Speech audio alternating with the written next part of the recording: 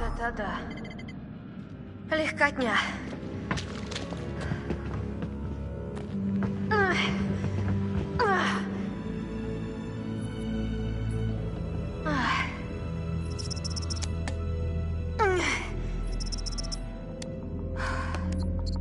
Черт.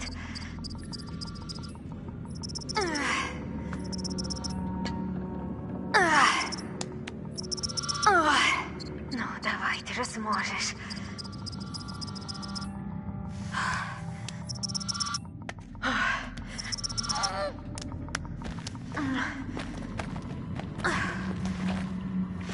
Я смогла. Я победила.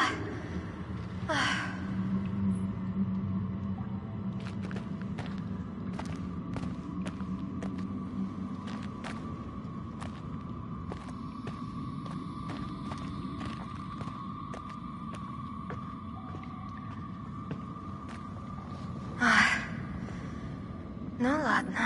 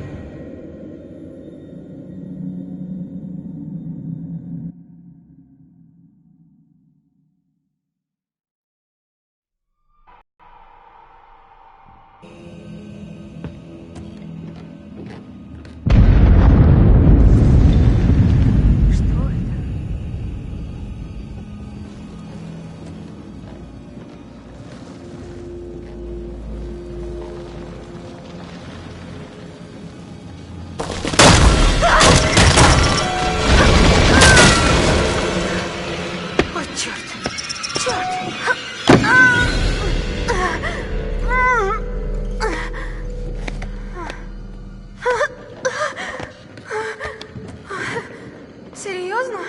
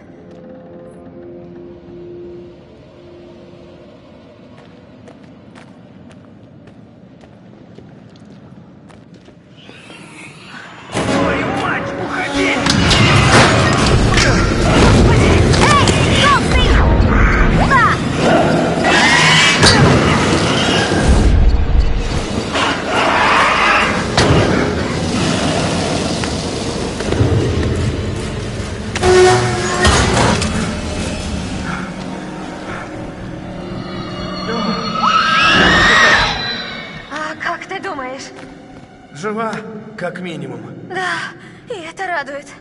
Так, и зачем ты сюда пришла? Хотела предупредить тебя про Виндиго. Я уже в курсе. Теперь найдем путь в логово этой твари.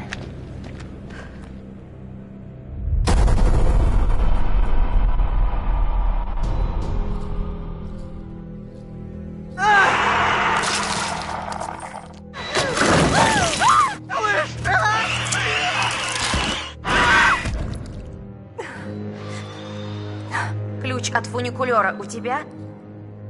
Джош. Его забрал Джош. Его нет. Мы опоздали. Шш, тихо. Стой. Не двигайся. Твою мать! Какого Я достану ключ прямо из логова этой твари, а потом мы свалим отсюда.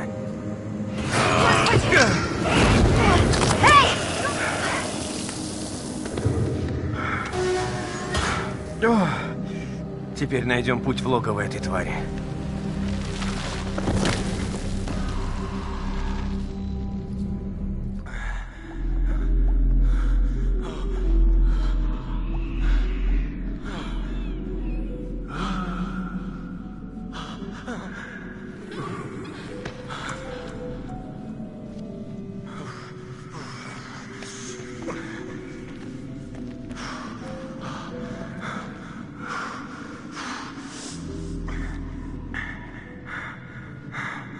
Не знаю, был ли тебе хоть какой-то толк от этих сеансов. Ты меня не слушаешь, и все как-то уж очень тупо.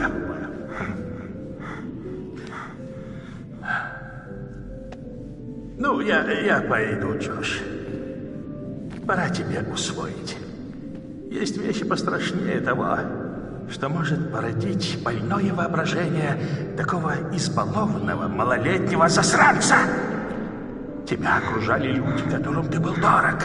Они хотели помочь, но всякий раз ты их упорно отталкивал. И теперь ты совсем один. Хотя, похоже, один ты пробудешь недолго. Ты будешь один недолго. Дыши глубже, Джошуа. Дыши глубже.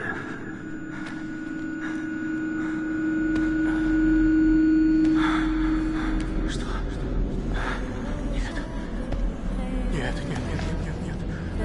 Нет.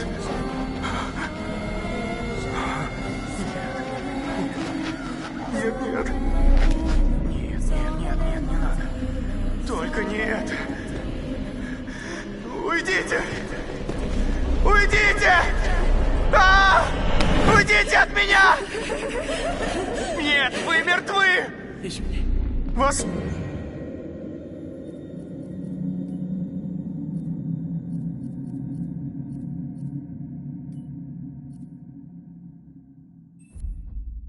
Нет, заткнитесь! Нет, вас нет! Еще не готова. Ты нами манипулировал. Ты просто трус. Мы хорошо доведем тебя. Я не буду вас слушать. И что ты чувствуешь? Приказывать. Я больше не буду вас слушать. Время Джоша истекло. Ладно. Ладно. Я Время верю истекло. вам. Я верю вам. Я вам верю.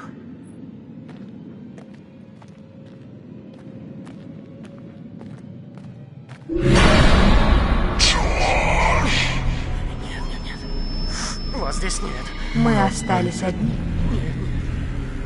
Нет, нет, нет, нет, только не это.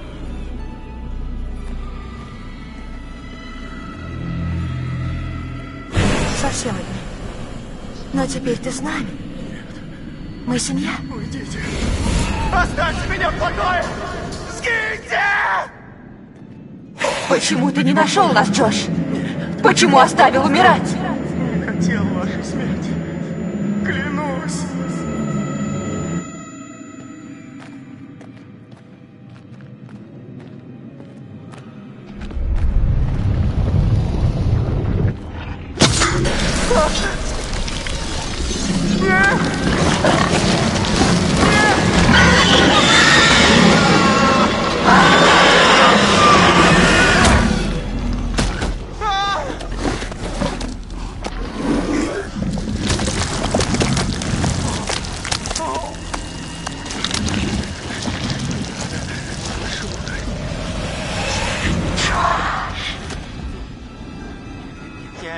Я не буду вас слушаться!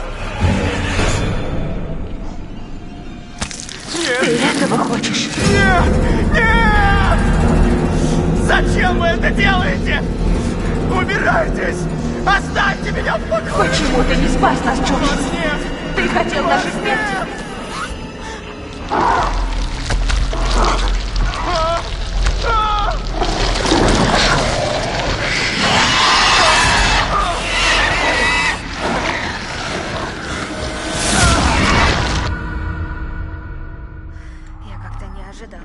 тварь настолько уродлива. Да, и я заметил кое-что странное. Что? У Виндиго был шрам. И? Я такой видел. В каком смысле? Я видел старые фотографии. Там был парень с таким же шрамом. Он превращался в Виндиго. Гонишь. Один из шахтеров, попавших под обвал в 50-х. То есть этой твари уже лет 80. Минимум. Да, прыткий старикан. Они там всех убили. Кучу народу. Они? То есть, там есть еще? О, да. Сколько? Много. Кажется, оно рядом. Логово. Ты уверена? Не уверена. Просто стало как-то не по себе. И мне. Я не хочу туда лезть. Другого выхода нет.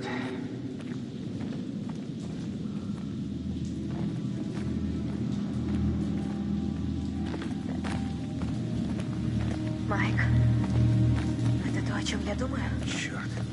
Похоже на могилу.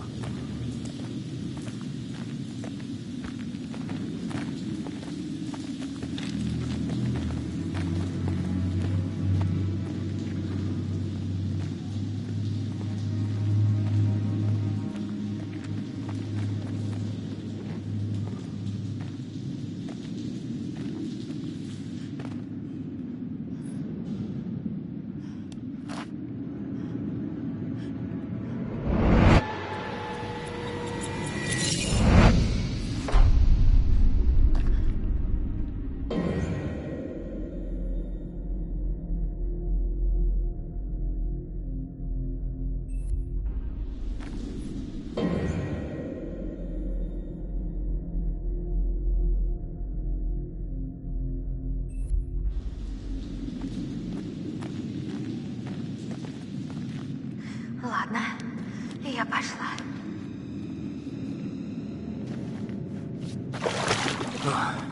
Давай, можно.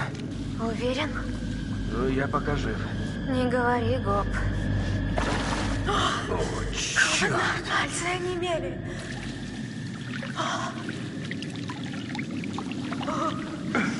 Погоди, я думала, глубже не будет. Я этого не говорил. Я сказала, можно заходить. Ну, типа акул нет и все такое. Акулы? Класс.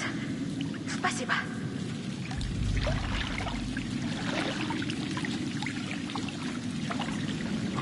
О, становится глубже. Да, точно. Так, да. Эй, уже помельче. Еще немного. Ради бога, не каркай. Давай. Все уже.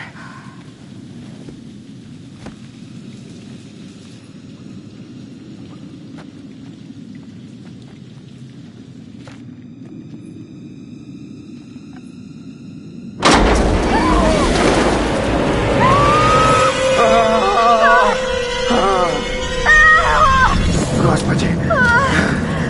Она...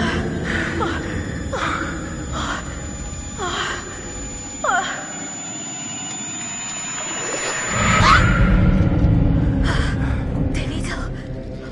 Да. Трупы. Немного.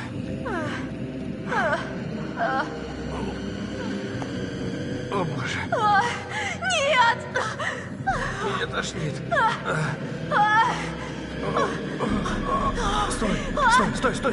Стой. Я что-то видел.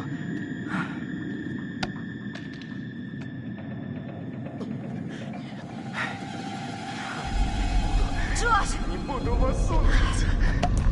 Буду слушаться. Вы не можете мне приказывать. Вы Джош? больше не будете мне Эй. приказывать. Не надо больше мне приказывать. Ладно. Я верю вам. Я вам верю.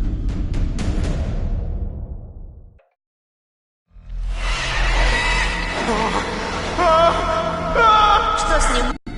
Майк, Джош! Привет! только не бей меня, не надо. Ты сам с собой говорил. Крыша поехала. Мы думали, не найдем тебя. Давайте уже свалим отсюда. Хорошо. Джош, ключ от фуникулера у тебя? Да. Вот. Хорошо. Видишь вот это? Через этот лаз можно выбраться. Нет, Джош туда не залезет. Окей, подсади меня, я выберусь и пойду к остальным. Да. Да, хорошо. Ты выведи Джоша тем же путем. Встретимся у дома. Будь осторожна. Вы тоже.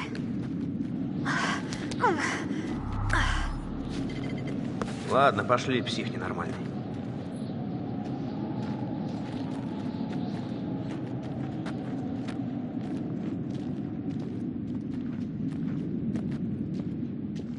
Ох, ну, зачем так сильно бить-то, а? Ты уж прости, братан. Я думал, это ты убил Джесс. Был неправ.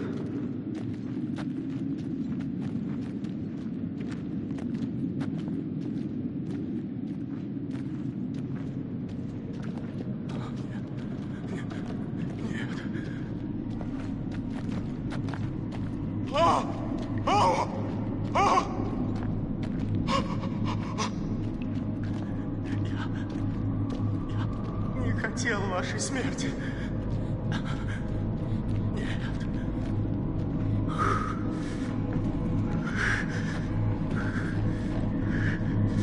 Я знаю. Знаю. Ладно.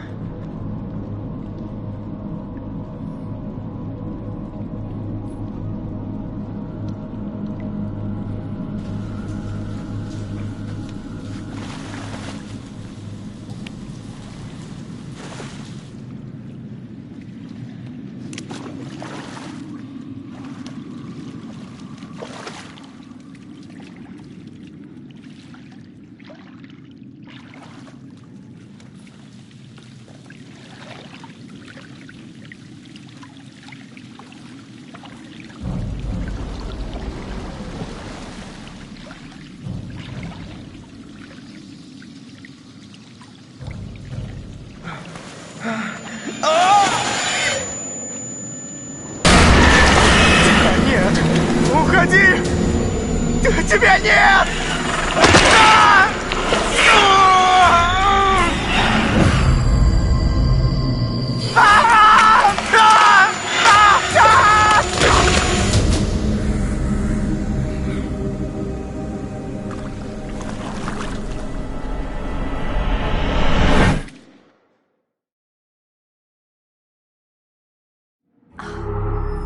Черт.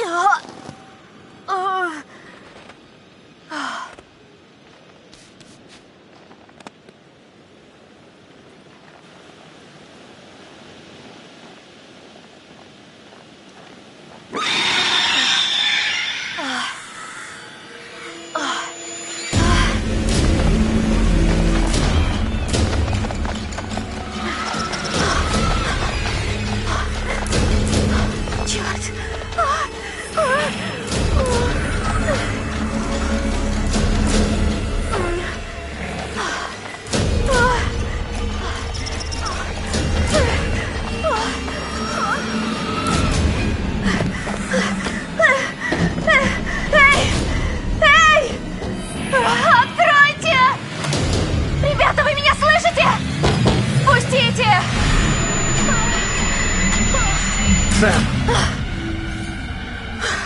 Майк. Господи, что с тобой? Если не уйдем отсюда, будет хуже. Давай.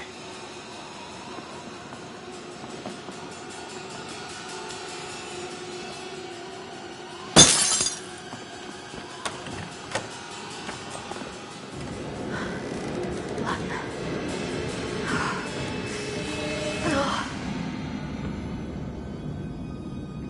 Майк, куда делся Джош? Он унес его. Господи, жуткая смерть. Плохо. И что будем делать? Надо проверить подвал. Может, там кто остался?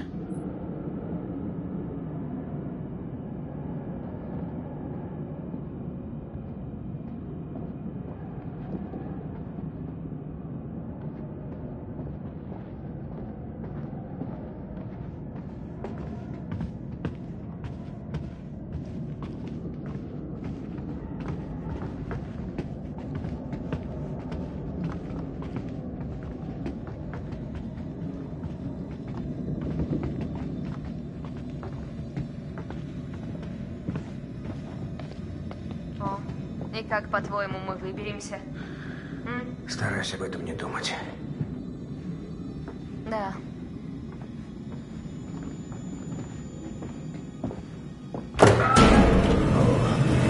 Черт.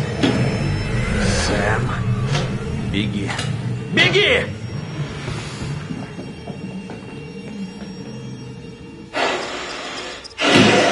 О, черт!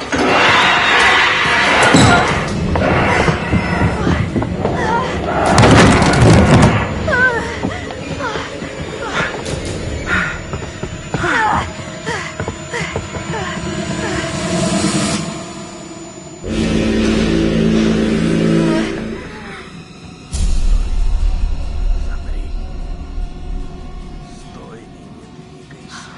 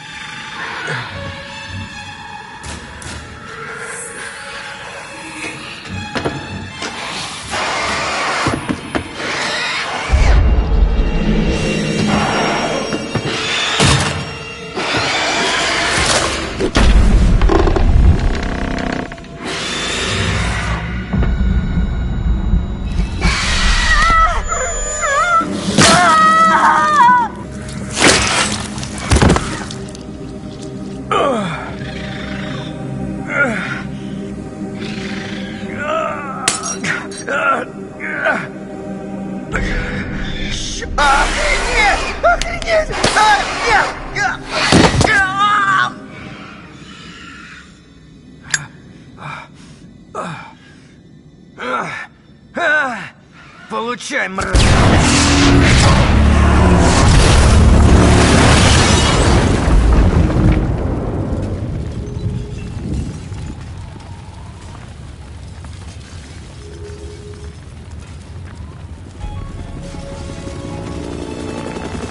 Вижу объект. Здание полностью уничтожено. Прием. Погодите, я что-то вижу. Выжившие пока не обнаружены.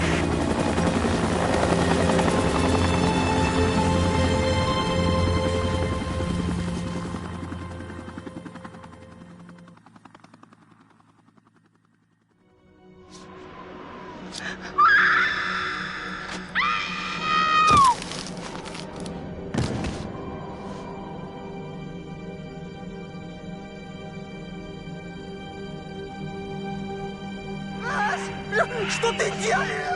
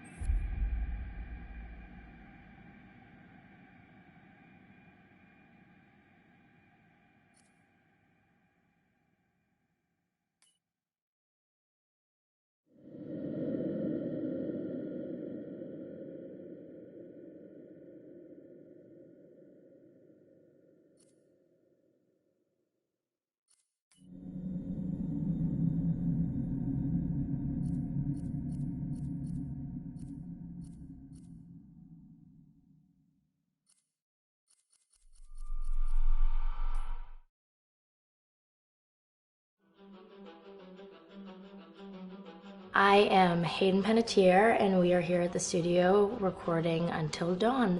My name is Rami Malek, and I play Josh. My name is Megan Martin. My name is Brett Dalton. My name is Antonella Lentini, and I played Hannah and Beth. My name is Jordan Fisher, and I play the character Matthew, Matt for short. I'm Nicole Bloom, and I play Emily in the game. My name is Noah Fleiss. I am Galadriel Steinman, and I play Ashley. So, Until Dawn is the story of 8 teenagers who revisit this cabin in the woods about a year later after a really traumatic experience where I've lost 2 of my sisters, so coming to kind of get some closure in that respect. One of the things that Larry does really well is make these multi-layered characters, and I think for just the story in general, it follows the quintessential horror film plot lines, but the characters are so unique in themselves, and I think that's very cool. Oh, yeah, this was the right thing to do. What? You know, getting everyone together on the anniversary. I mean, Josh seemed really pumped about us all doing something, didn't he? Yeah, no, he definitely did. I haven't seen him so excited about something in forever. Good, good. Sam and I have a few things in common, such as being huge lovers of animals, and she's a huge animal lover. She's vegan. She is a pacifist. I'm not quite sure if I'm gonna go. I think is made fun of a little bit by the rest of them who think that her morals and her beliefs in that area are a little ridiculous and they don't agree with them. But she doesn't care. It doesn't stop her from being herself, and that's something that I hope I have in common with her. You know, he definitely can be depressed at some times and a bit of a loner, but he takes some solace in one of his sister's friends, Sam, played by Hayden Panettiere, and invites everybody back to the same house the next year to kind of find some closure. Jessica she has a whole lot of personality. She is definitely the sort of mean girl character that, you know, at school she knows she's pretty, she knows that boys like her, and she's going to use it to her advantage. He's got a big heart, and you can tell that that's very evident, especially how he treats his girlfriend, Emily, and, you know, he's kind of a meathead, but in the best way possible. She really knows what she wants, and she manages to get that from whomever it is, whether it be Matt or Mike. You know, she's really driven, and I can definitely relate to that. My character is Chris, and he is what society might consider the nerd of the group, and he kind of embraces it. Ashley she's a little more serious than some of the other girls. She's definitely very intelligent and thoughtful. She kind of looks at the whole big picture of things. She's not quite as geeky as Chris, but they connect in a lot of ways. Mike is like big guy on campus. He's the class president who has some charm and has a brain, and I don't know, people seem to like Mike. He gets away with a lot, though. He can be kind of jerky. The fact that he really just kind of wants everyone to be happy. I mean, he's a people pleaser, and I can definitely attest to being, you know, that guy. I'm always the friend that wants everybody to be happy and wants everybody to be taken care of, and that's definitely Matt. But also, like, this character is just so fun. I rarely get to play the bitch, and so it was really fun to do that. The spirit of things, seriously, what's wrong with you? I'm just trying to lighten the mood, Em. Don't be like that. Like what? The way you're being. You always get like this. I just think this is just the coolest thing to be a part of, and I just think it's going to take the world by storm. I really do. I think this genre is the wave of the future, and I think that once people see the potential behind it, of getting to interact with the drama that you're witnessing unfold in such a realistic way, that this is how entertainment's going to be from now on.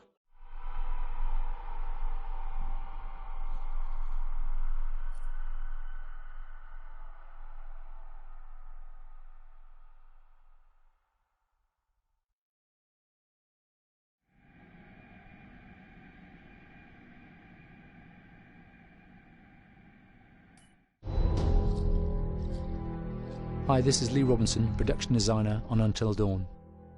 The production design for Until Dawn started with the great teen horror script that sets the characters in a Canadian winter mountain lodge, being a contemporary setting with visual clues derived from classic films of that genre, such as Hitchcock's Psycho and Stanley Kubrick's Shining. The storyboards are vital to the production design, as it allows the designer to understand the scale of the environments to be made and the detail that would be seen to create the atmosphere of a horror. This took us into concepts that took these storyboards further, visualizing the world through the color palette, the lighting, tone and the mood, and developing key locations such as the lodge, the cable car stations, the forests themselves, the wilderness. As you can see, the environments and atmospheres change quite a bit from warm and inviting to cold and threatening. The Millionaire's Mountain Lodge was a key example. It was designed to be made from nearby stone and timber, embedding it into the landscape, with a contrasting and contemporary interior needing to be opulent and extravagant. We created dark and claustrophobic corridors with ominous and large open spaces, almost cathedral-like in size, and with huge structures to silhouette and dwarf the characters within, providing a labyrinth to explore and wander. Each character was developed with a strong visual identity in mind, with contrasting colours, tones and silhouettes to identify them, each to have their own texture, pattern and shape, so that when they were lined up you could always identify them. The costume designs allowed a range of clothes that would suit them for the cold winter weather, but also have an element of style and individualism, so that the audience could look at them and relate, recognizing themselves within them. A lady would like to cuddle up with her man by a nice cozy fire bathed in atmospheric mood lighting. Right. It'll get plenty toasty once we're rubbing up against each other. Mike, fire and mood lighting. Yes. Working with the lighting artists, we really brought the look and feel of the world together, and this required a thorough understanding of the visual language of teen horror. A key scene was where all the characters emerged from the lodge. The attention to character lighting here is through the bounce and rim lighting, accented colours and composition, creating characters that come from the dark into the light and back again with an emotional effect. Guys!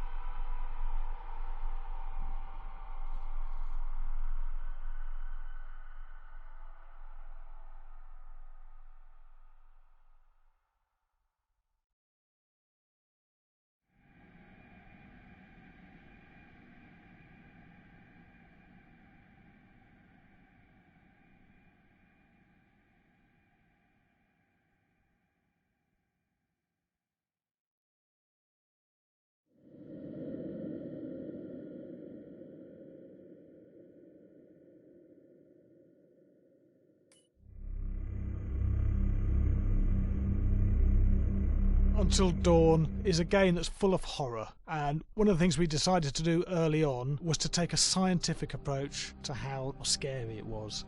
So we did experiments on people and we measured their responses to the game. We've created a test area. It's as close to a home setup as we can get it. We've recruited ordinary people to play the game and we've left them to play it on their own. You're turning the light off.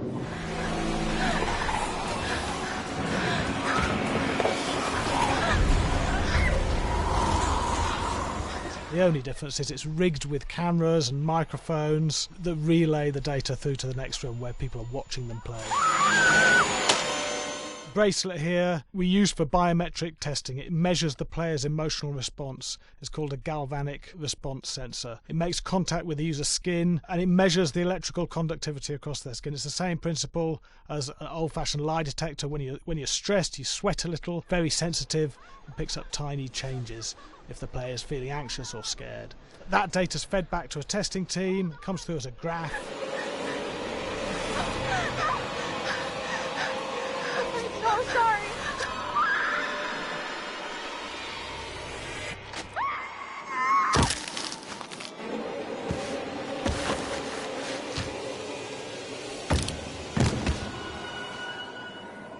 There's no point testing one or two people, you have to test a lot of people. Hey, watch your step. When we have a scare that's consistently has a measurable emotional response, then we knew it was good. If it didn't have that, it goes back to the team for improvement. The data doesn't tell us what's wrong with the scare, it only tells us if it's working or not. Wait, okay, so you hear that too, right? Josh. Here we have a chapter relatively early in the game. Weirdly regular. Nothing regular about it. We have to create tension and anxiety in the player so they are ready to receive the scare.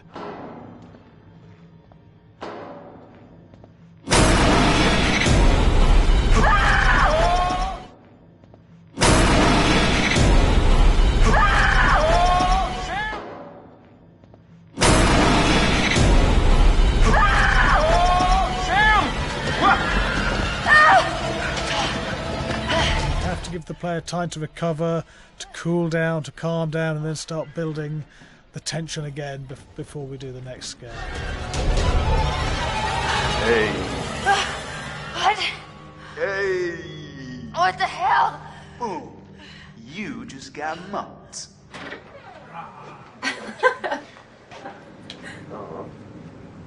Yeah, I have such an adrenaline high in that game. There's two things we found. One is we could look at the scares, analyse if our expected scares were working effectively. Were people shrieking and covering their hands, or were they getting an emotional response from it? And being scientific about it means that we strip out people's opinions about whether things are working or not. We've got data, and we look at the data. If it's working, we're happy with it. Really scary. Bit scared and wanting to get away. I actually be maybe a bit scared to play it on my own, but in a room with the lights on, yeah, with some other people as well, yeah, maybe. But because I'm a scaredy cat, I would play with someone in the room. And the lights on. It was one of the scariest games I've played in a long while.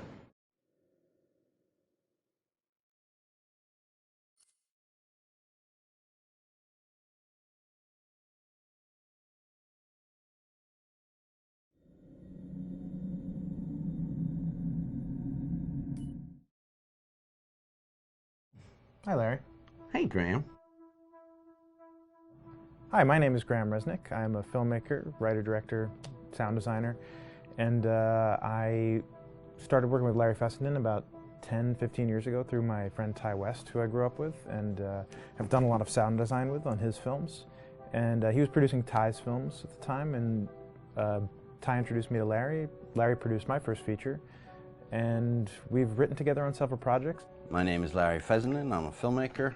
I run Glass Eye Pix, which is an independent production company out of New York. We make indie movies, a lot of scary movies as well. And I got a call to audition to write this video game. And I called my pal Graham Resnick because Graham is a gamer. And while I thought I could offer something to the idea of writing this multi-branching story, I knew that I would want Graham's expertise as a lover of gameplay, since I guess games were started. So and just as a lover. And as a lover, yes. Which is why there's so many sex jokes in the game. There was one Italian website that did say the Larry Fessenden and right. Graham Resnick, the two lovers behind Until Dawn. Come here. Maybe I know how to handle you too. I am definitely ready to be handled. So I wanted Graham by my side. Yeah, and we got the gig, and it's been an amazing ride. Oh, hell yeah. Oh my god. She's taking her shirt off. What? Oh my god. Matt, what are you doing here?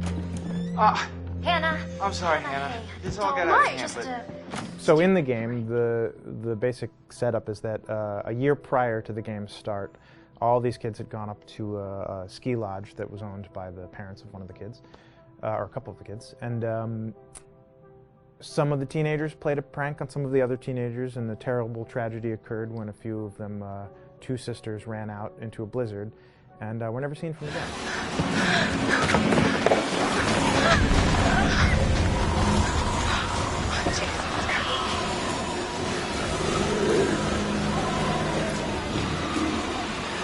So now, a year later, this is kind of torn apart, this group of friends. They've gone through some trials and tribulations in the past year. The brother of the two girls has had a lot of psychological issues, and to kind of help him cope and help them all get over it, they all returned to the lodge a year later, back up on the mountain.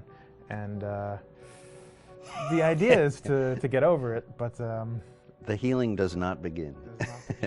Yeah, and these kids are all trying to find themselves. They've been through a trauma, but in general, they're just teenagers trying to figure out who they are. So they're all kind of falling into the patterns, the stereotypes, the characters they see on TV and in the movies.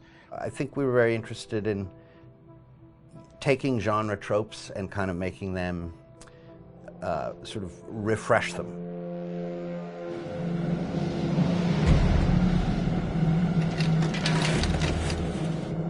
Hey, did you see that?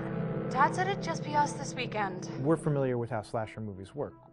Most people have seen some horror movies, and we have established notions and preconceptions about the roles of the players in horror movies and how they talk and how they get killed and how they have sex. And to bring you into the game that way and then subvert a lot of those expectations was kind of our goal. They're haunted by some incident that happened in their past, which I think you pretty much figure out that that's going to have a role in their interaction. Yeah, so I think what was fun was we take some sort of stock characters and we try to give them some shape, but at least at the beginning they're recognizable in the way of groups of friends. There's, you know, the jock and the bitchy girl and the rivalries between everyone. And oh my gosh, and really fun characters too. Like we just had so much fun living in the minds of these characters through writing the script. What do you think? Jesus! You know, it was fun. I think we were looking to get that kind of banter that you see both in movies, but also that you absolutely have with friends, and sort of those inside jokes. And of course, as writers and as friends ourselves, we sort of developed little tracks, and we try to give the characters that kind of vibe.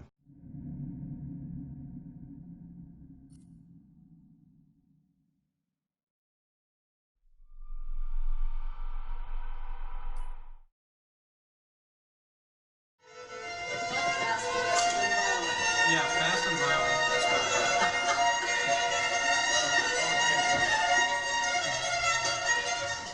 All right, from the top.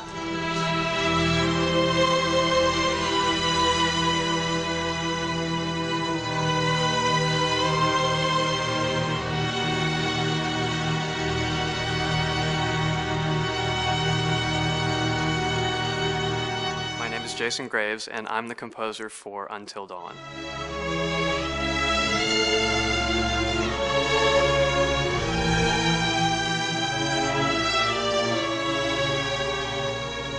I've been involved with Until Dawn for about a year now. Originally, I was contacted by Barney Pratt, the audio director. I think that had something to do with my lineage of horror games, and hopefully not the fact that my last name is Graves, although a lot of people seem to associate my name with scary music.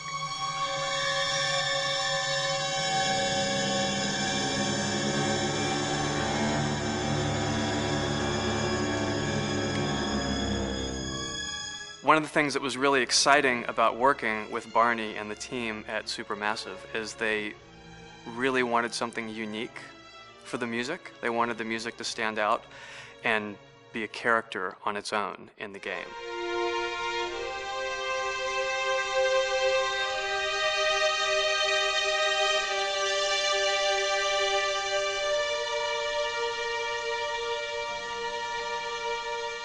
When I'm first starting on a new score, and it doesn't matter if it's film, television, or games, I always end up going to the main theme.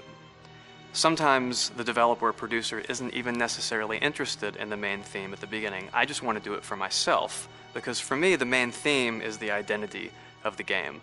It establishes the mood, the atmosphere, and the character of the music and how it's going to be playing in the background. And that's what we did with Until Dawn.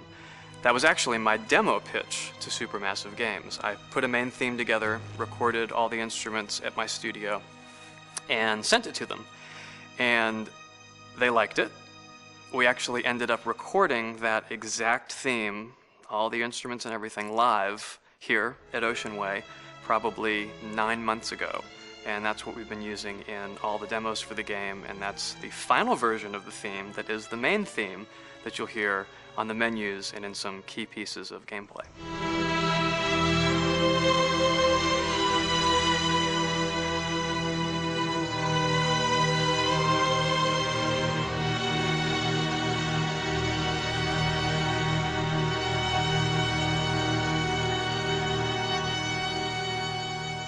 I seem to have made a name for myself in horror. And there's something about scary music, I think it's maybe the lack of rules.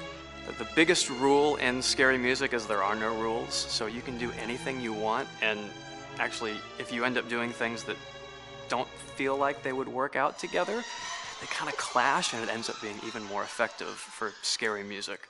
So that's what really drew me to Until Dawn, was the textures, plus writing thematic material that is interwoven with the scary textures. I haven't really done anything like that before. Usually it was just all tension all the time, and that's fun and it's great.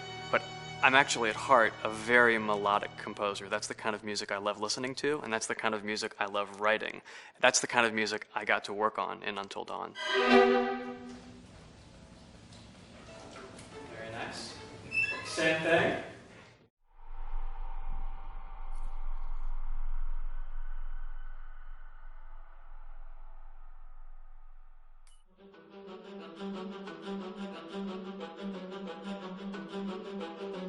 My name is Will Biles, Executive Creative Director of Until Dawn.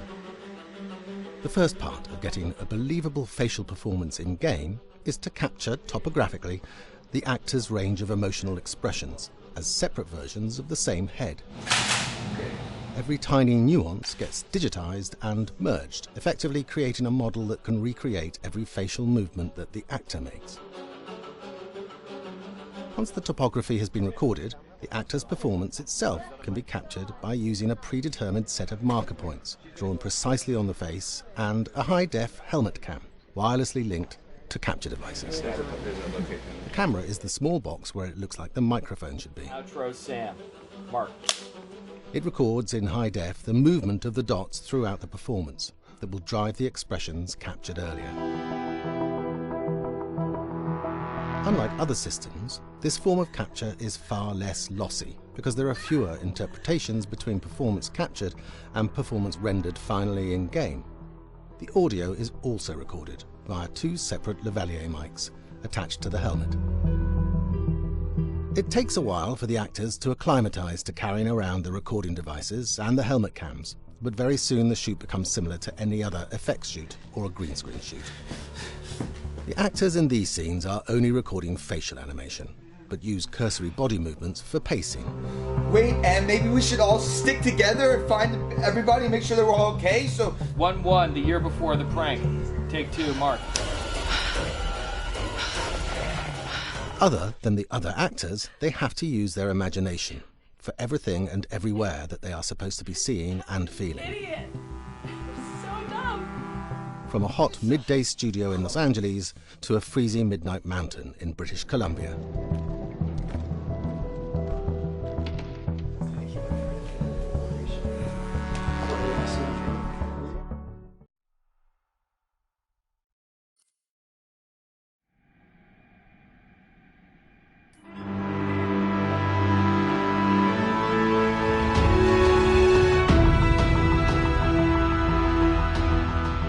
Until Dawn has a dynamic, ever-changing story, the facial performances and the body performances are recorded separately, with different systems.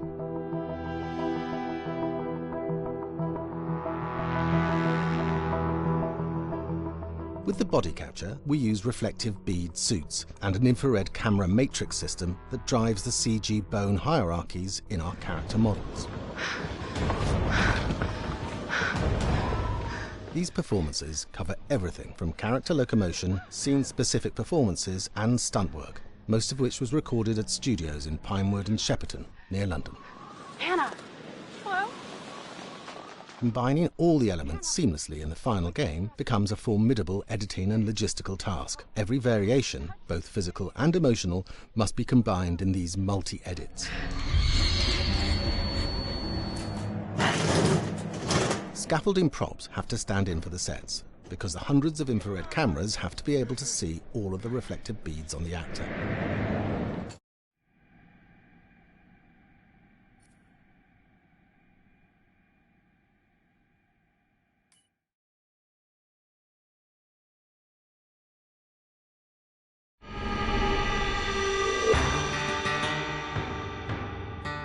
America's Northwoods border region.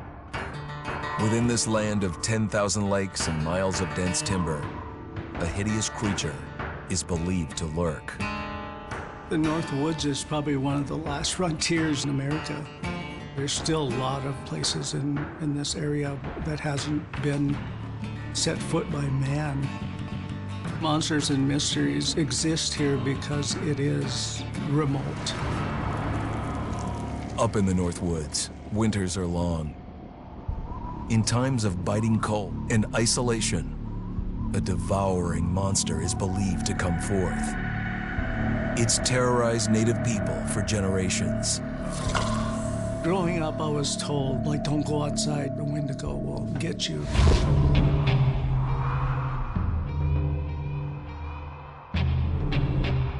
Among the traditions of the northern Algonquin tribes is the Wendigo, a monster that can seize hold of a person to carry out its hunger for human flesh. Many Native Americans fear even talking about this Wendigo, and even the mention of the name will let the Wendigo find out where you are, and it will open you up to be possessed by this Wendigo. The most famous case of a Wendigo possession took place in 1879 in the deep woods outside of Edmonton, Alberta. Swift Runner, a Cree Indian, was a trapper and a guide. He had left town the previous autumn with his wife, 6 children, and his mother. But when Swift Runner returned in spring, he was alone. Swift Runner came into a nearby village telling this heartbreaking tale. I had to watch them starve to death. Of his family being killed by starvation, and that he was the only survivor. My whole family gone. It wasn't hard to understand a family falling victim to a brutal winter. To even not. Yet something was suspicious about Swift Runner. He was a strapping man, and he came into town weighing over 200 pounds. It didn't look like somebody who had just weathered a terrible winter. He wasn't malnourished, didn't look like he was starving. He looked healthier than ever. After a few nights, it became clear that something was wrong.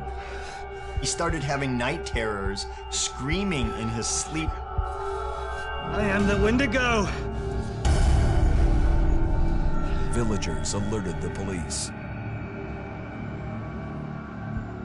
Swift Runner actually guided them back to his winter cabin. When they got there, that's when they saw the true horror.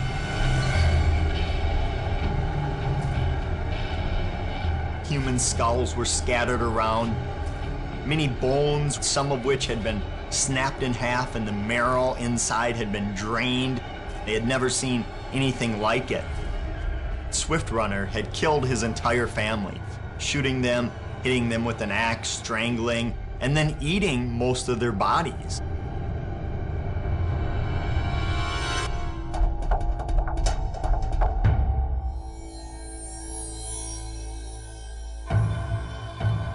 Right up until the moment the noose was on his neck, Swift Runner swore the evil spirit of the Wendigo had possessed him and twisted him into a cannibal killer. When he was on the gallows, Swift Runner himself said, "I am no longer a man."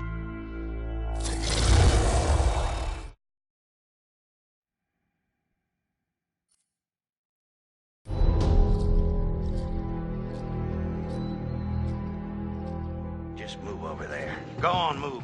Let me say what I came to say. I'm here to tell you what you're up against being back on this mountain. You should never have returned. I don't know why you did after what happened last year. You mean with Hannah and Beth? Yeah, how could you know without being involved? I don't take kindly to you kids coming up here to my mountain. Your mountain. The mountain don't belong to me, it's true. But it don't belong to the Washingtons.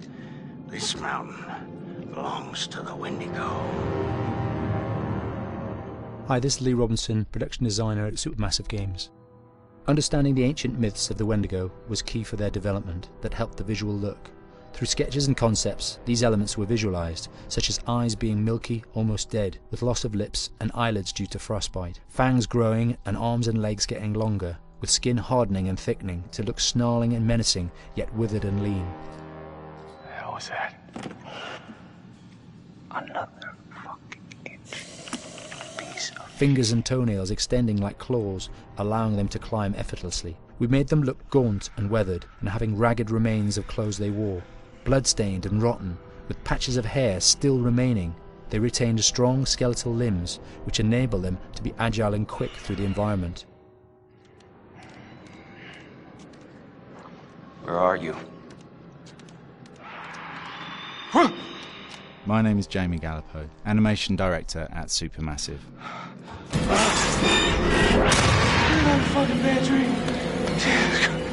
The overall direction on the creature was to be very strong, to be extremely fast. We wanted a spider-like movement to the creature. 1 minute scampering to leaping and then crawling, almost instantaneous.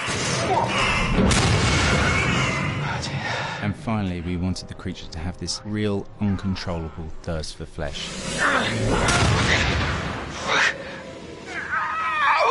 From a sound design perspective, the Wendigo is a real challenge. For the main vocalisations of the Wendigo, we used our own vocalisations, various different animals from the exotic to the farmyard, various plugins and processes to gel these sounds together and keep a human resonance behind that voice, telling the backstory of the Wendigo.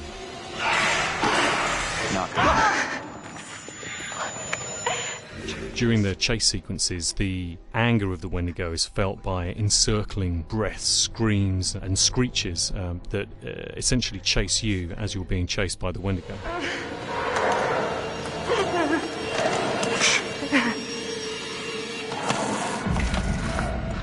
We would layer them up in a multitude of layers, sometimes 15, 20 sounds playing at the same time, to build up the vocalizations for this fearsome creature which is always in attack mode, hyperactive and chasing you throughout the game.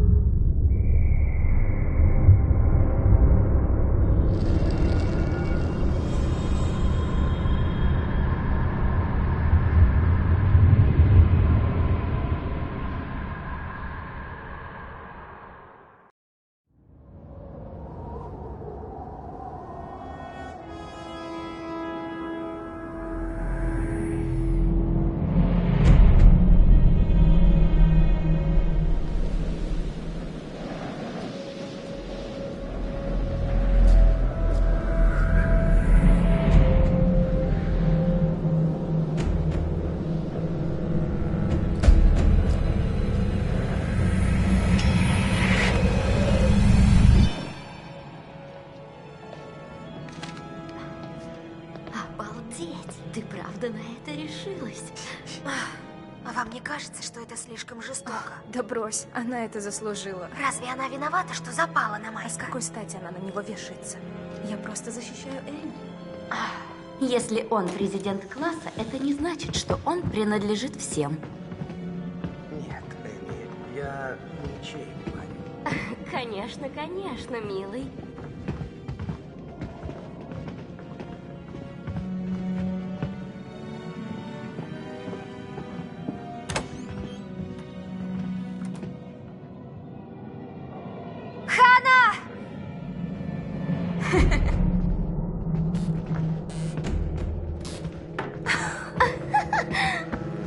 Пришла.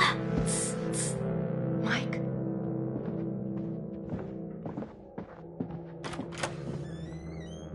Майк? Это Ханна. Ханна?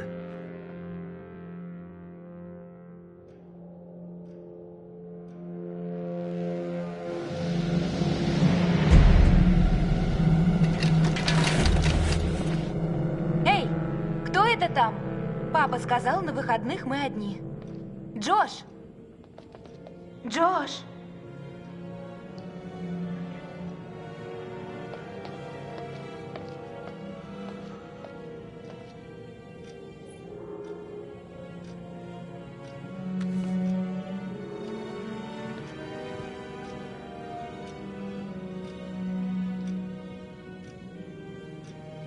О, Господи. Ну что там опять с нашей наивной сестренкой? Надо срочно вмешаться.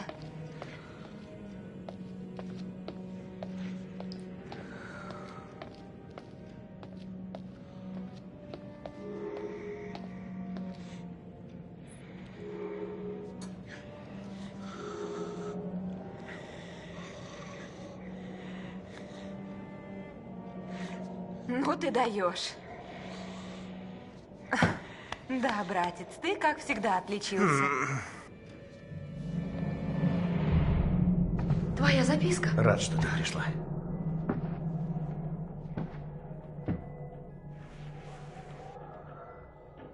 То есть начать потихонечку.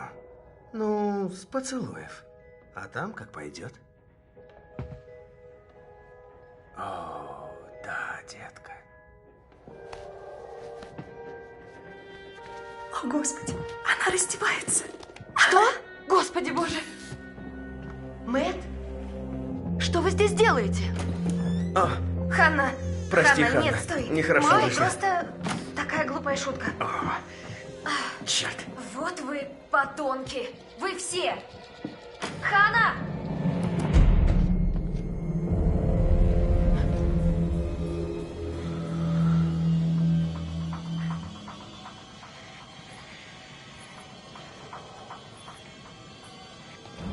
Ребят, там кто-то ходит. Что за хрень?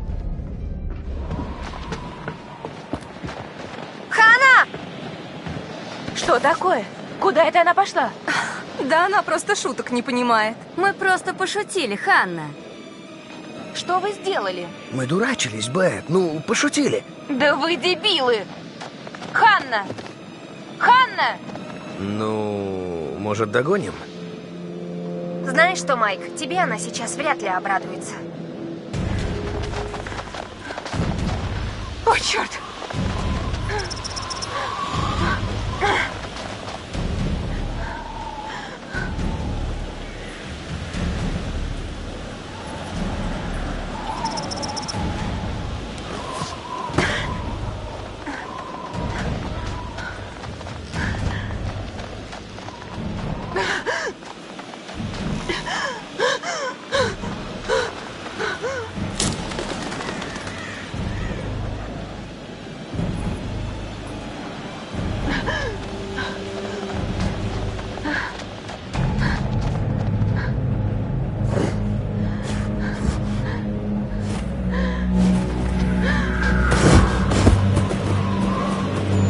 Боже, твою мать!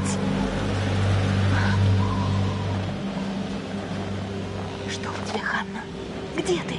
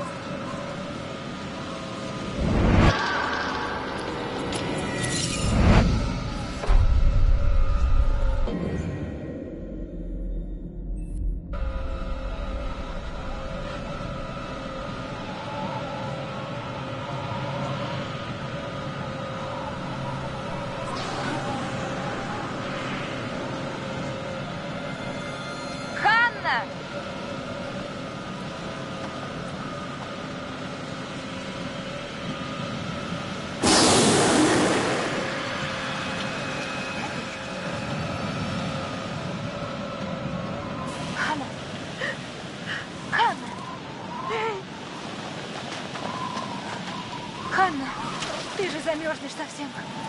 Вот, держи куртку. Я такая дура. Идиотка. Ханна?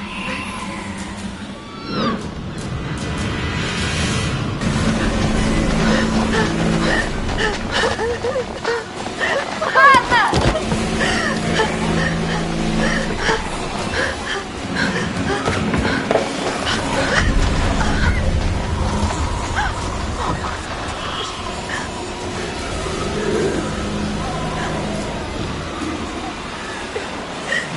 Нет!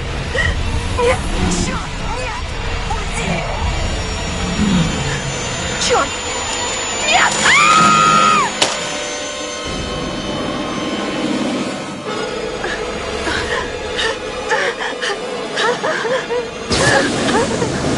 Держись! Держись!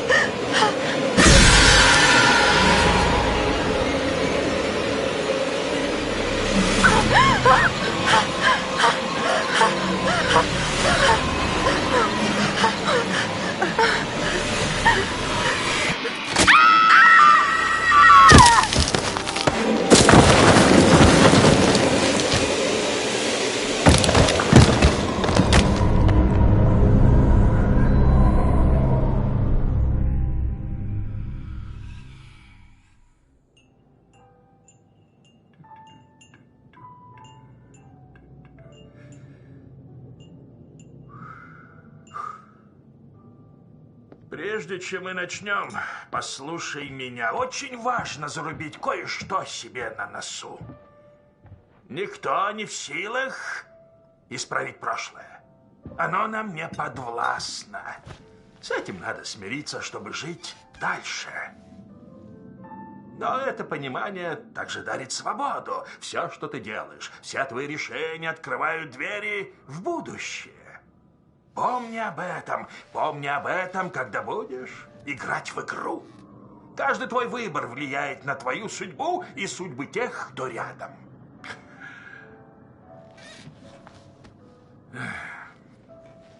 Итак, ты хочешь приступить к этой игре? Большой шаг. И я буду тебе помогать. Порой эти вещи бывают немного страшными. Даже жуткими. Но не забывай, даже если ты влипнешь в совсем неприятную ситуацию, я всегда помогу тебе найти из нее выход. Ладно. Начнем с простого упражнения. Пожалуйста, переверни карту и посмотри, что на ней за картинка. Опиши свои чувства. Только, пожалуйста, отвечай честно. Это очень важно для достижения эффекта.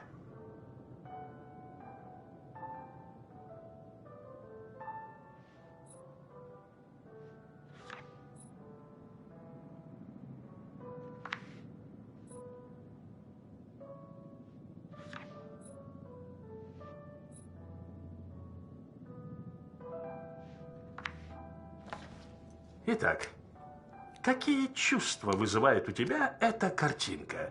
Но только честно.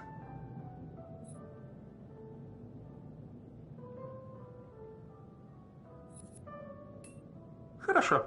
Главное, честно. Так что же все-таки приводит тебя в трепет?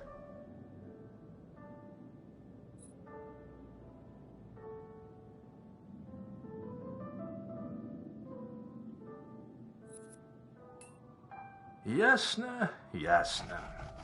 А давай представим, что пугала там нет. Ты сможешь в одиночку пробыть в таком месте долгое время. Ну, к примеру, неделю.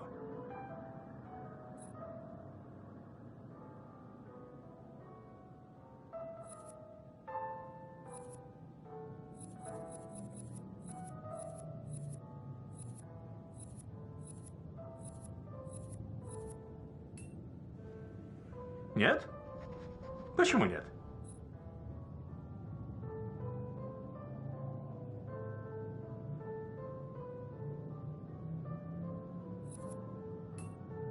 Да, Тонка грань между приятным чувством уединения и жутким чувством изоляции. Что ж, потом поговорим об этом подробнее. Боюсь, нам пора заканчивать. Ну что ж, до скорой встречи. Проведи время до следующего сеанса в кругу друзей. Там, где ты чувствуешь себя комфортно.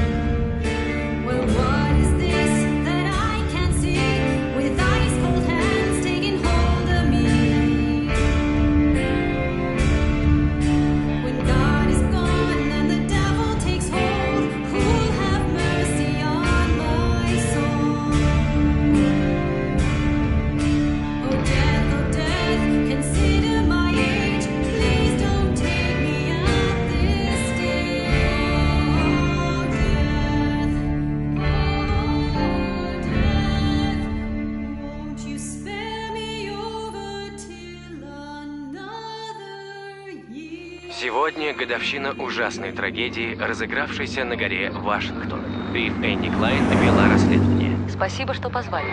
Скажите, удалось ли приоткрыть завесу над исчезновением девушек? Год назад сестры Вашингтон вышли из дома своих родителей в метель и больше не вернулись. Убийство? Официально нет. У нас есть один подозреваемый, но о его местонахождении ничего не известно. У него был старый конфликт с семьей Вашингтон. Требовал прекратить строительство, заявлял, что это священная земля его предков. На горе сохранилась старая психлечебница. Он может скрываться там. Мои люди обыскали тут все. Девочки не могли бы уйти так далеко. Трагедии не в первый раз случаются на этой горе. И не говорите. Спасибо за рассказ. Полезным этой семье, сыну Джошу, спустя ровно год после таинственного исчезновения Ханны и Бет Вашингтон. Ну, здравствуйте, друзья. Так, нет, еще раз. Так, ну что, привет, мои друзья. Неимоверно счастлив видеть вас всех здесь год спустя. Для начала хочу сказать, что безумно рад поприветствовать всех своих на ежегодных зимних каникулах в Блэквуде. Та-да! Что ж, давайте начнем, пожалуй, с самого, ну, как сказать, самого щекотливого вопроса. Вы все, конечно, переживаете за меня, и всем нам будет нелегко вернуться сюда после того, что случилось здесь прошлой зимой, но я хочу, чтобы вы знали, я очень ценю нашу решимость, и я точно знаю, Ханна и Бет оценили бы то, что мы до сих пор вместе и думаем о них. Я бы очень хотел, чтобы мы все здорово провели здесь время, и пусть эти каникулы будут незабываемыми. Ради моих сестер, ну, в общем, ладно, так. Короче, теперь мы оттянемся как порнозвезды. Поездка будет просто незабываемой. Готовы? Да!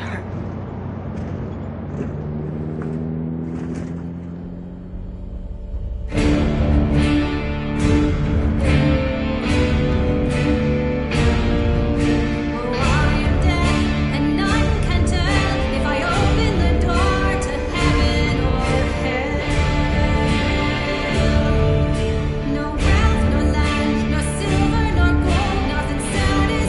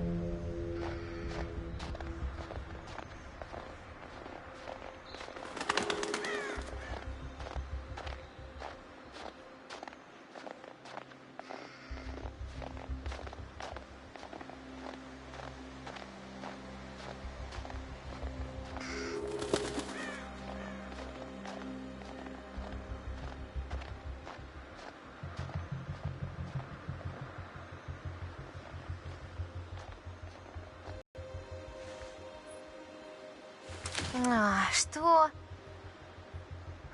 Ну вот.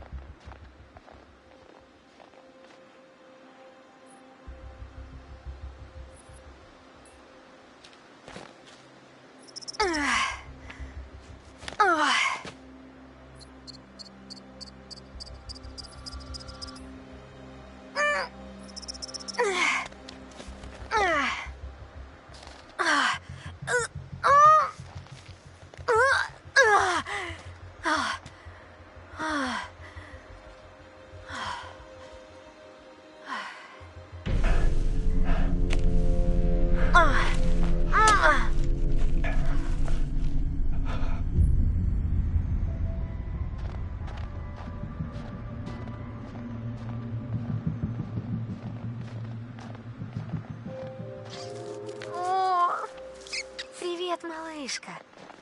Есть хочешь? А?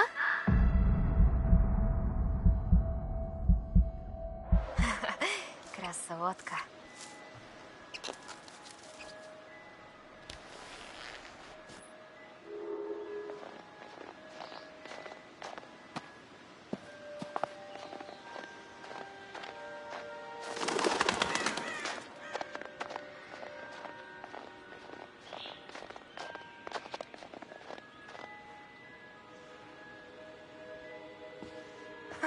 Класс.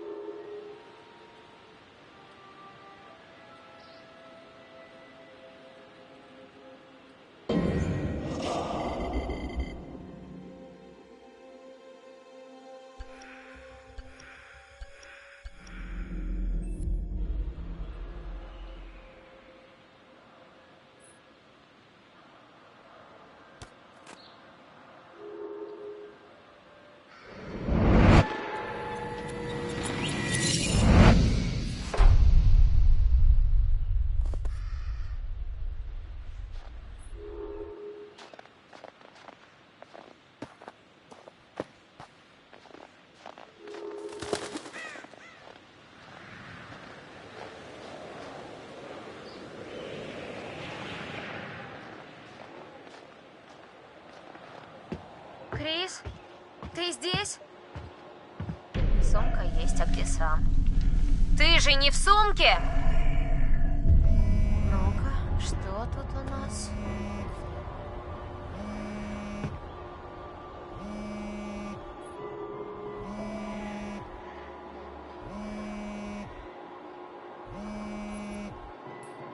Не стоит мне рыться в вещах Криса. Крис! Сэмми, эй, ты приехала!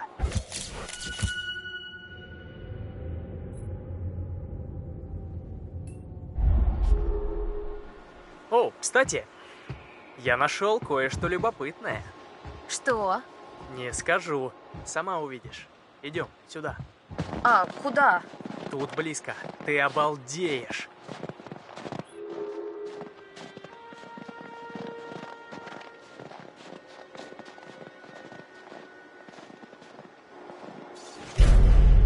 Ого, глянь-ка. Класс! К нам явится самый опасный преступник страны? Кто-то явно так и думал. Да брось, большую часть года здесь никого нет. Полная тишина.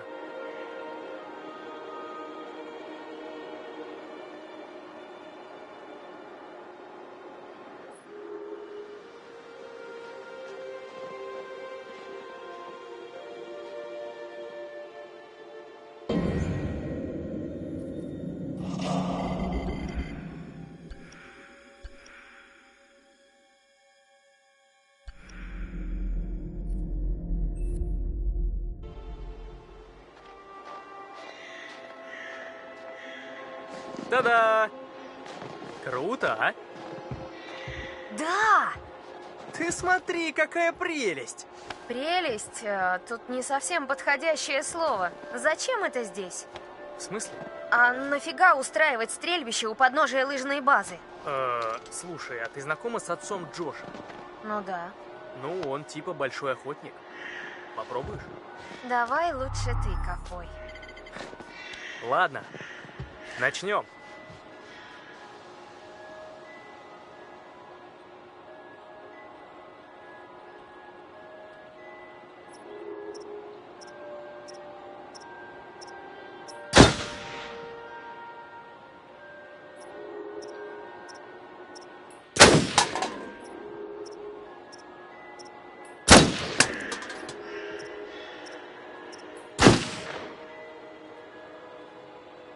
Ух ты, молодец, ковбой. Вот так, готов. Так будет с каждым. Не спеши задирать нос, просто новичкам всегда везет. Везение тут ни при чем.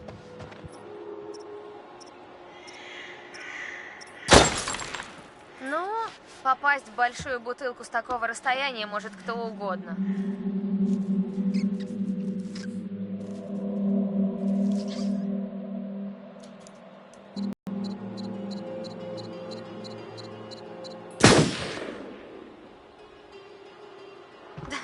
Неплохо. Вот так, получай! Эй, снайпер, ехать пора. У меня только начало получаться. Пошли, фуникулер подъехал.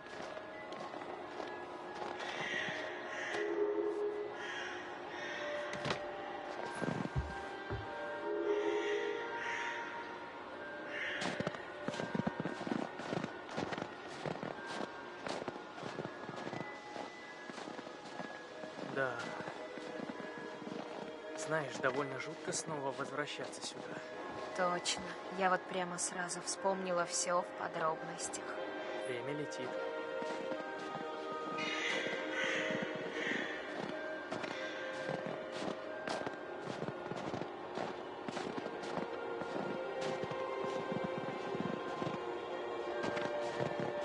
Джошу очень нелегко. Не знаю, как он вообще держится. Я бы сломался. Мы все должны приглядывать за ним. Он столько пережил, и он не из тех, кто способен попросить о помощи, понимаешь?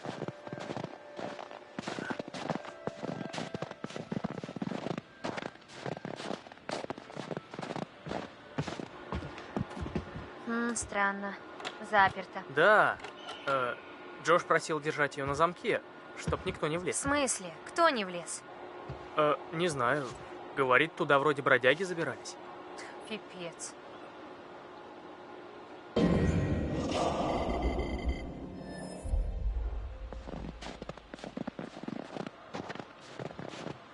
Потрясно.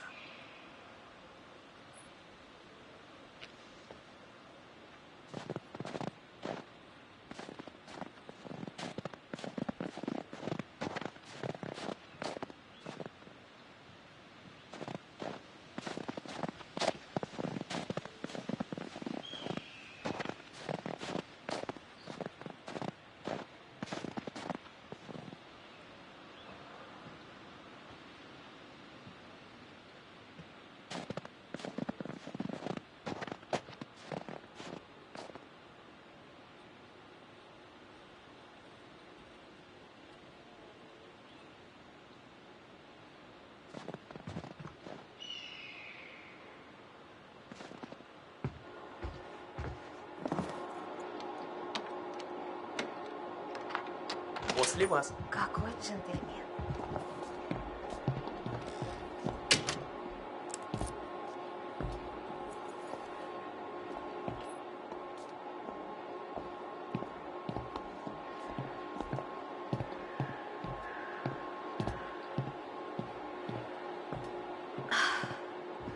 Я думала, вагончик ближе. Ну, подождем. Выбрали же местечко для дома. Глупые богатеи. Да ну, богатей. Всего лишь гору купили.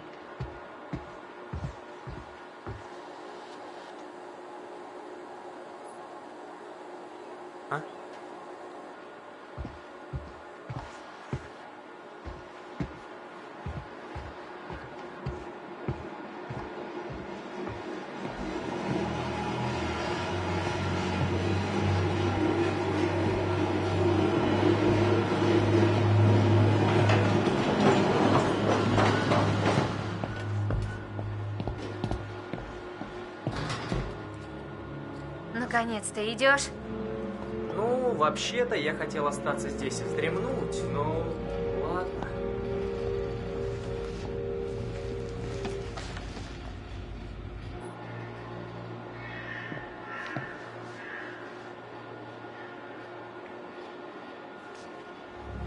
Как на выпускной едет?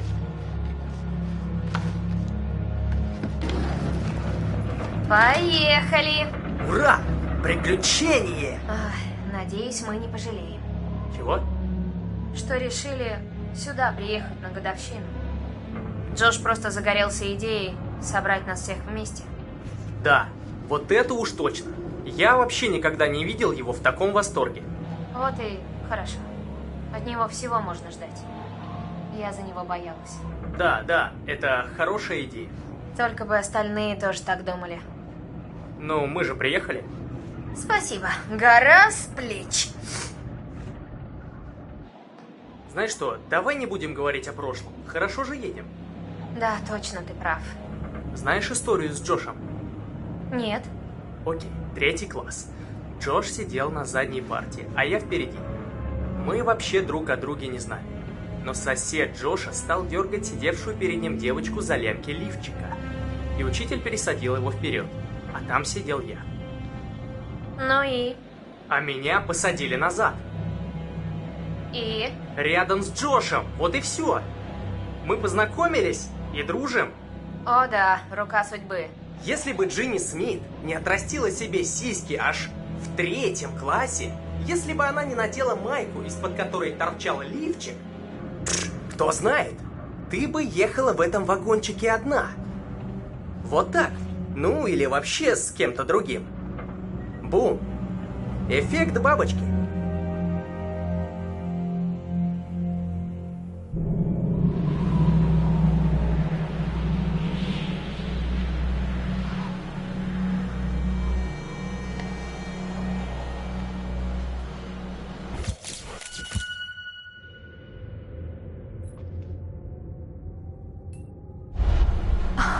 Ой-ой-ой, кто-то приехал. Пойду поздороваюсь.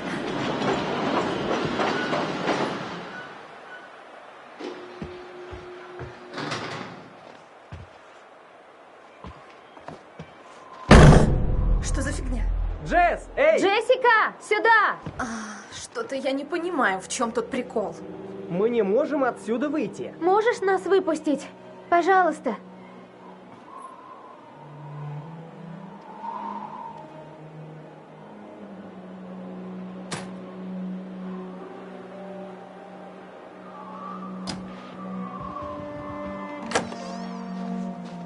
Охренеть! Я думал, нам конец. Еще 10 минут, и я бы начал грызть свою ногу. Ой, фу, Крис. У меня на костях много мяса. Там сплошные мышцы. Да, точно. Ага. Оп! Эй! Так. Что тут у Крис. нас? Вот это да! Вы посмотрите, кто-то втюрился в нашего хорошего друга и уважаемого президента класса Майкла Монро. Крис. И что же такого страстно-эротического может вообразить наша Джессика? Интересно.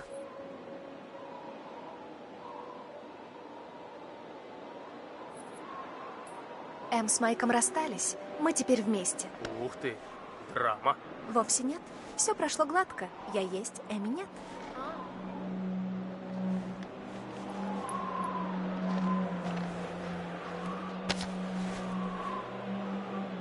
Ладно, нам уже пора идти к дому. Мне надоела вся эта природа и рухлядь. Да, вы идите. А я немного подожду здесь.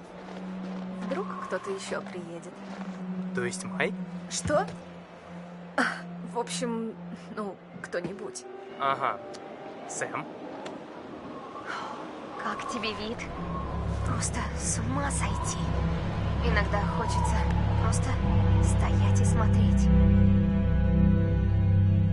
Не понимаю, почему было не построить дом поближе к фуникулеру?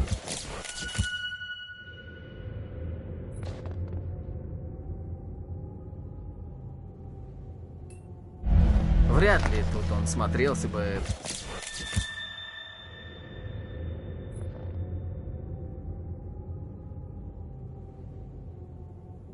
Так же красиво. И где носильщик, когда он так нужен?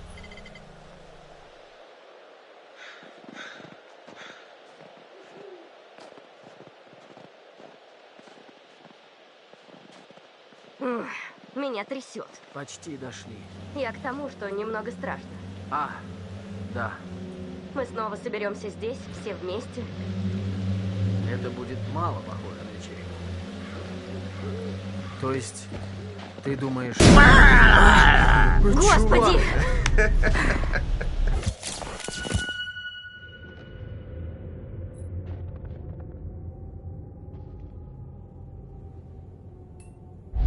Ребята. Майкл! Чума, вы бы сейчас себя видели. А если бы у меня сейчас рука дернулась? Класс. Майкл, ты свинья. Да ладно. Мы же друзья, правда? Зачем ссориться? Это безобидная шутка. Мы же в лесу, в зловещем лесу. Давайте проникнемся этим духом. Проникнемся? Серьезно? Ну ты кретин. Я пытаюсь поднять вам настроение. Не будь такой. Какой? Да такой, как сейчас. К тебе не подъедешь.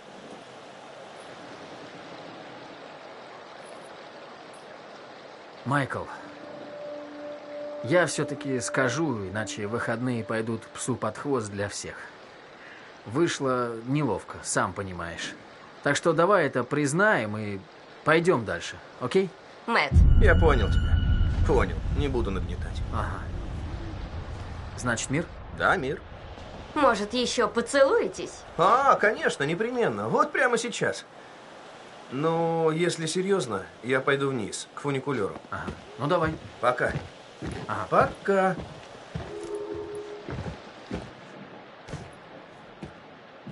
Черт.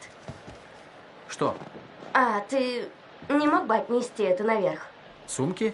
Да, только все сумки. А ты?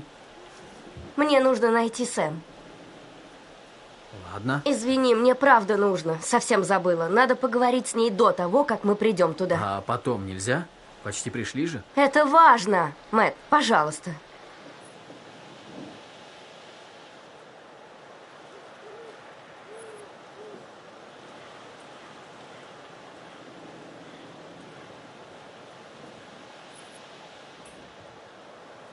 Ладно, иди. Раз это так важно, поработаю вьючной лошадью. За тобой должок. И еще чего? Тогда хоть спасибо скажи. Я подумаю. Будь осторожна. Увидимся наверху. Спасибо.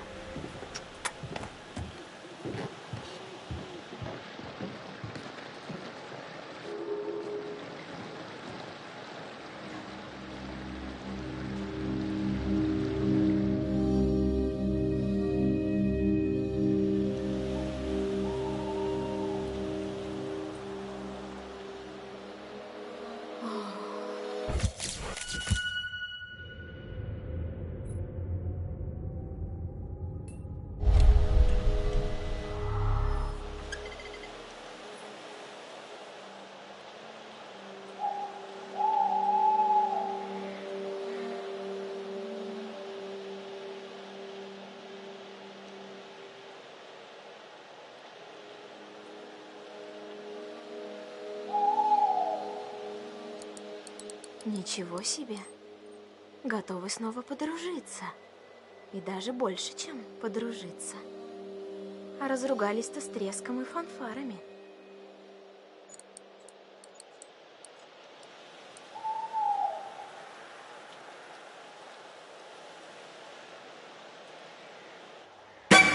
О, Господи! Мэтт! Эй, извини, я не хотел тебя напугать. Ну ты даешь, Мэтт. В смысле, я все-таки хотел тебя чуть-чуть напугать, но типа не так сильно. Вот дурак! Слушай, Эшли, ну извини меня, пожалуйста. Ладно, ничего. Ну что там? Есть за кем подглядывать? Это... Дай-ка гляну. Это...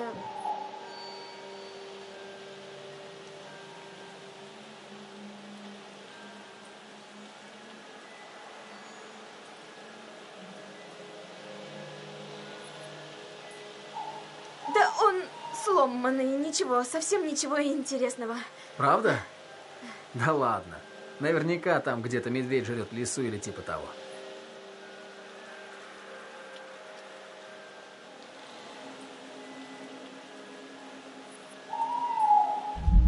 вот, если хочешь. А? Ну, ни хрена ж себе! Вот так вот, Эмили. Что за фигня? Да это же ничего не Не значит. значит, ты думаешь? Ну, Для правда. Эмили все ничего не значит. Так ведь? Я не знаю. Вот ведь. Мэтт.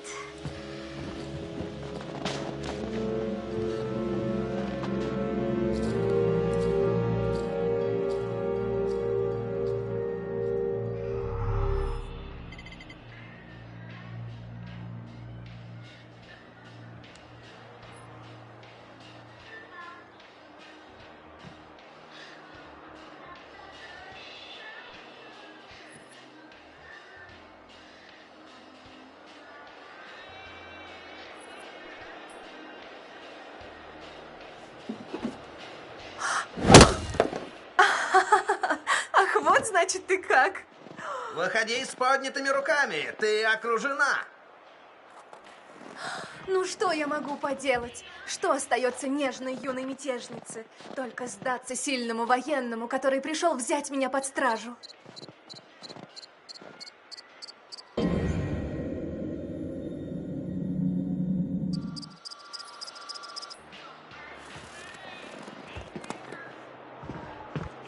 Ну, я не знаю, если тебе так нравится.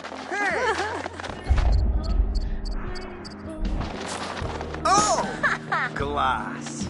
Сейчас ты заплачешь. Где же ты прячешься, моя девочка-синичка? Яблочко! Эй! О!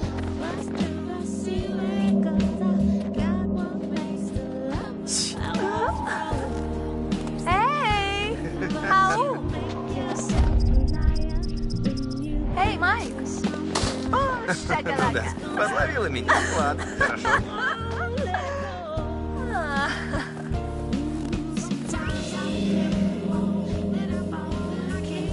От меня не спрячешься, Майкл. Я тебя знаю как облупленного.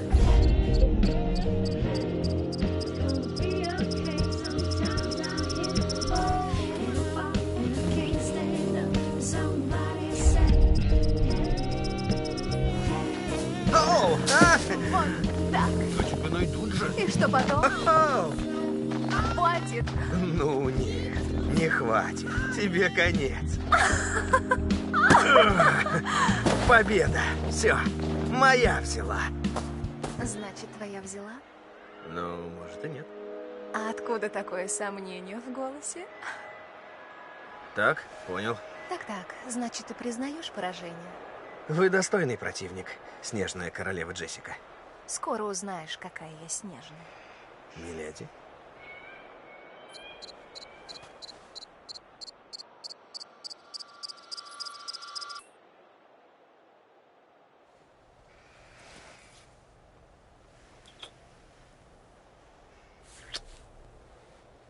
Ух ты, оставь чуть-чуть на сладкое. Не бойся, останется. Пойдем к дому. Да, а здесь так красиво, просто бесподобно. Я мог бы остаться здесь надолго, навсегда, если бы мы все время целовались. Только целовались? Ха, и это тоже. Ну, так за поцелуями можно и замерзнуть насмерть. Да.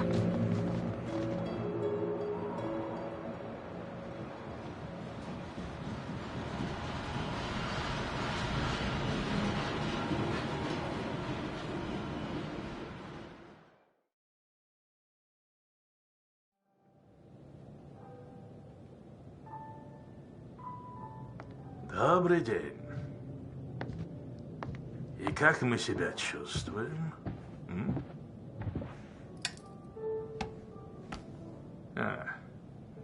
Я надеюсь, что время, проведенное в кругу друзей, пошло тебе на пользу. На сей раз мы попытаемся отыскать корень твоих волнений. Возьми в руки книгу, полистай. Ты увидишь там картинки и символы. Пожалуйста, ответь мне, какая картинка в каждой группе вызывает у тебя беспокойство?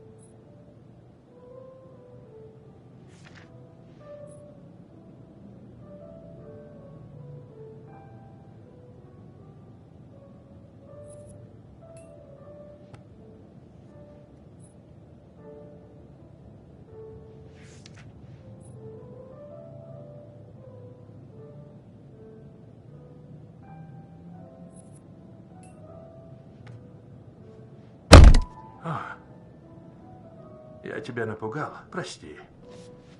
Ты вообще молодец. Не нервничай.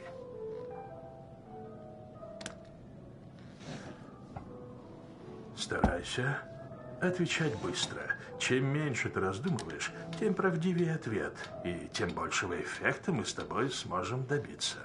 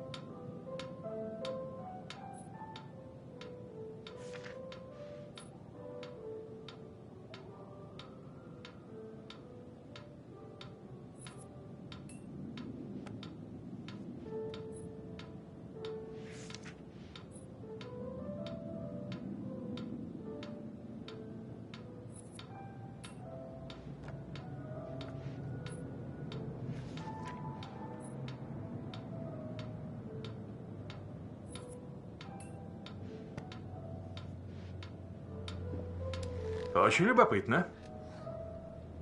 Ты так стараешься. Спасибо. Пауки, зомби, вороны. Вот так комбинация тянет на хорошую вечеринку. К сожалению, наш сеанс подошел к концу. Но ничего, мы скоро увидимся.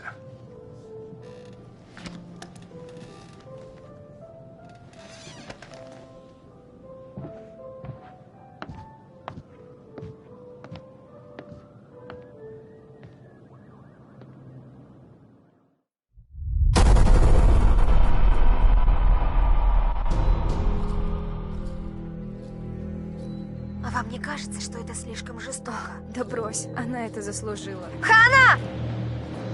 Что?